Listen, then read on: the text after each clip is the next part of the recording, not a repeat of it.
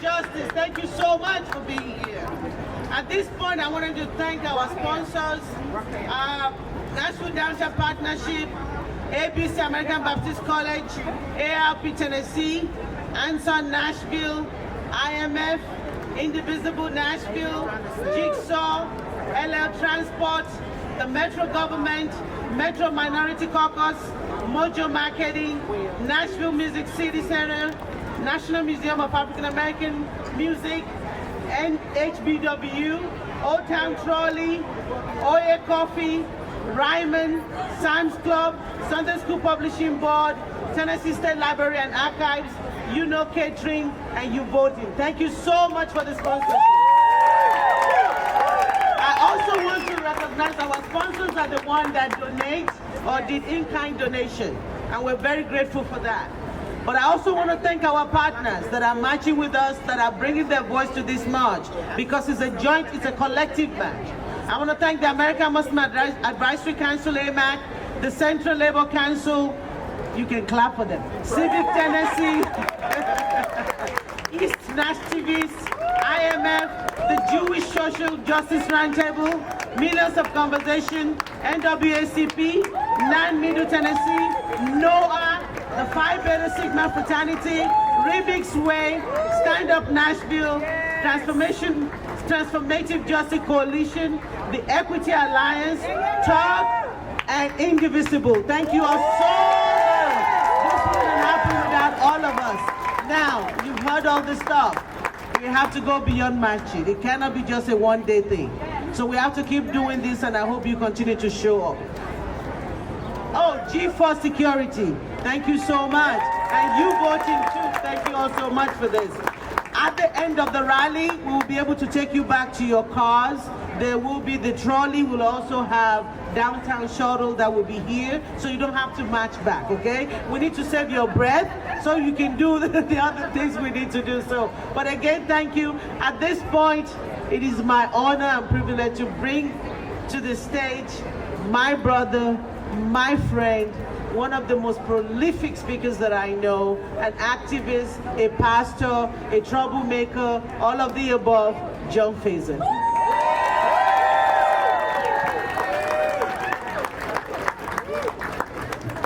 Let's give it up for Council Lady Z. It is so good to see you this morning, to see all the faces and all of the organizations and entities of our city that are represented. I'm grateful that you are here because your presence is a symbol of hope. One of the worst things that can happen in times like we live in today is that people lose their ability to believe for better. And the relentless, oppressive rhythms of injustice have a way of wearing us all down to the point where we wonder, is the fight worth it? Seeing you today and seeing the energy, the enthusiasm, the excitement, the passion reminds me that it indeed is worth the fight.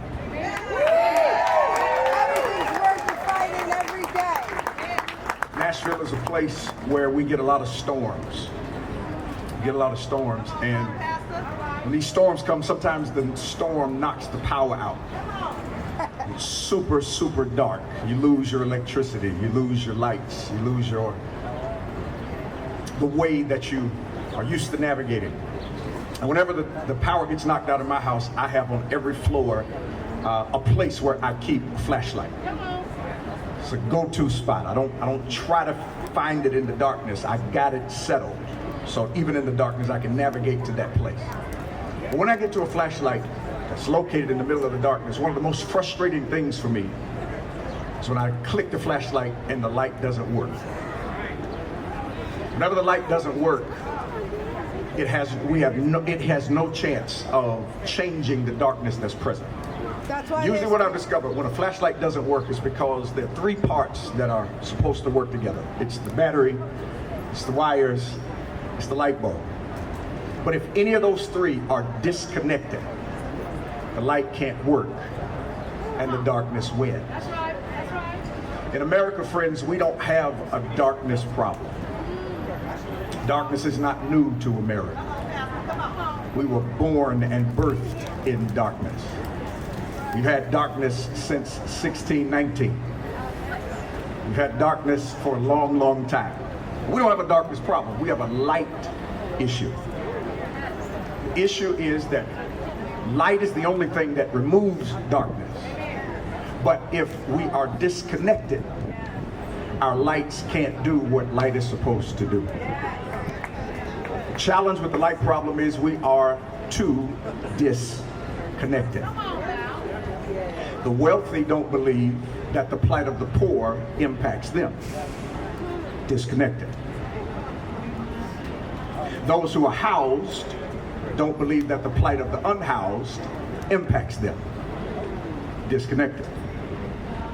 Straight folks don't believe that the issues of the LGBTQ community impacts them. Disconnected. Those who have are not paying attention to the struggles and the obstacles of the have-nots. We're disconnected.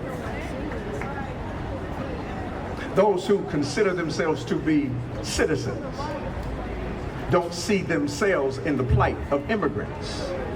And those who are trying to make the transition, disconnected. Too many communities operate in silos. As a result, our light is not what it needs to be. But what would happen if all of the individual communities and pieces saw themselves tied up together in one collective community? What would happen if folks begin to advocate not just for what impacted them, but what impacted all of us? What would happen if your struggles were as valid and as valued as mine? What would happen if religious folk begin to fight for the rights of non-religious folk?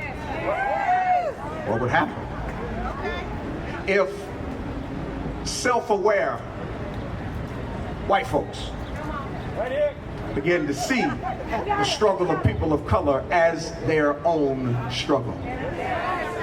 What would happen if all of the disjointed communities began to come together? We would have a light that would make darkness reconsider its own viability.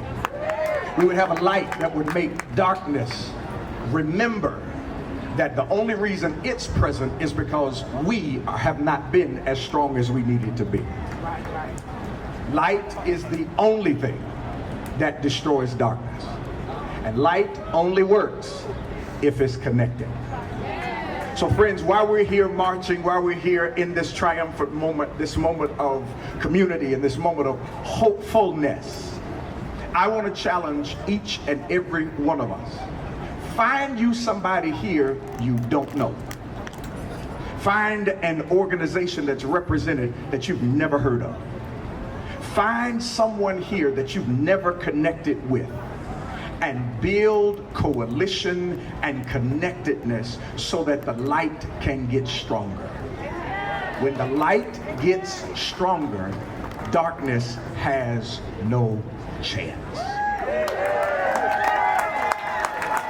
So I'm from the church, I'm from a predominantly African-American church. We sing songs all the time to encourage ourselves. One of the songs that we sing is, "This little light of mine, I'm gonna let it shine. Oh, this little light." Sound like y'all go to church too. Come on, sing it. I'm gonna let it shine. Oh, this little light of mine.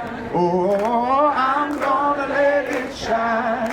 Let it shine, let it shine, let it shine. All in my city, I'm gonna let it shine. Well, all in my city, I'm gonna let it shine. Well, all in my city, I'm gonna let it shine, let it shine, let it shine, let it shine. Stay connected and keep shining. Come on, we love y'all. always forget to do this. Some of us stand in the front and people thank me for this, but I did not do it by myself. There are a lot of people that have been working on this. They've been on the committee for years, and they spend their time and energy to help put this together. So I want to thank the committee members. If you're here, please join me on stage or wave. Actually, join me on stage so people know you. Senator Gilmore, who is my chairman of the march. Dr. Deborah Berry, she does all our printing and our signs. Moncherie Jones, who is our PR person, thank you so much. Ray Carroll, who did I was going to come back and die, you're about to sing. Luis Mata,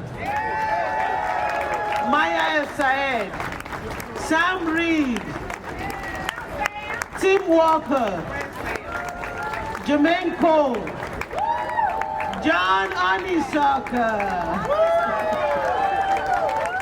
Miss Vivian Willoyd. If I miss anyone, my apologies. So, but thank you. These are the people that helps every year, but we cannot do it without all of you. Thank you so much for being here. Let's continue to shine that light.